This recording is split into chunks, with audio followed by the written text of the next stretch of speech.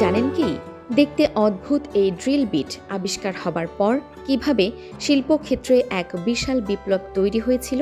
শুনলে আপনার কাছে অবিশ্বাস্য মনে হতে পারে যে এই অদ্ভুত যন্ত্রের নকশা আজ থেকে 1 শতাব্দীরও বেশি পুরনো, কিন্তু এত বছর পার হয়ে যাওয়ার পরেও এটি আজও সারা বিশ্বে গর্ত খোঁড়ার সবচেয়ে জনপ্রিয় হাতিয়ার হিসেবে টিকে আছে। এই যন্ত্রটি আবিষ্কার হওয়ার আগের দিনগুলোর কথা চিন্তা করলে আপনি অবাক হবেন।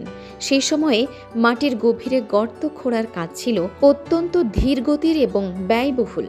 সাধারণ ড্রিল বিটগুলো দ্রুত ক্ষয়ে যেত বলে কাজ চালিয়ে যাওয়া অসম্ভব ছিল।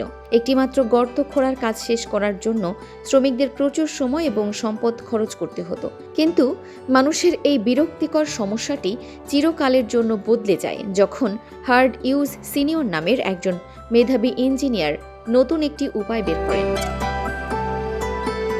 তিনি বুদ্ধিমত্তার সাথে 3টি ঘূর্ণায়মান কোণ যুক্ত করে জাদুকরী একটি ড্রিল বিট তৈরি করেন। এই নতুন যন্ত্রটির কাজ করার পদ্ধতি ছিল আগের যন্ত্রগুলোর চেয়ে সম্পূর্ণ আলাদা এবং ভয়ঙ্কর শক্তিশালী।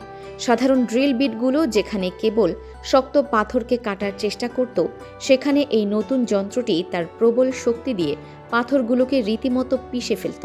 এটি শক্ত পাথর ভেঙে চূর্ণ বিচূর্ণ করে অসংখ্য ছোট ছোট টুকরোতে পরিণত করত।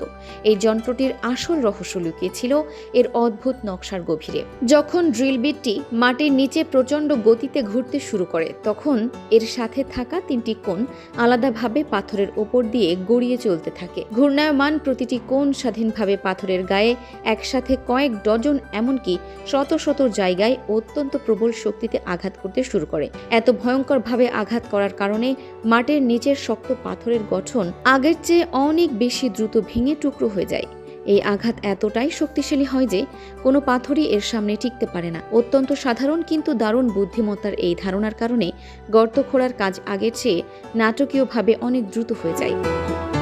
এই আবিষ্কারের ফলে কাজটি অনেক বেশি নির্ভরযোগ্য এবং খরচ অবিশ্বাস্য রকম কমেও যায়। আজ এত বছর পরেও তেল এবং গ্যাস তোলার কারখানা থেকে শুরু করে মাইনিং অপারেশন কিংবা ভূতাত্ত্বিক গবেষণার কাজে এই ড্রিল বিটগুলো ব্যাপক হারে ব্যবহার করা হচ্ছে।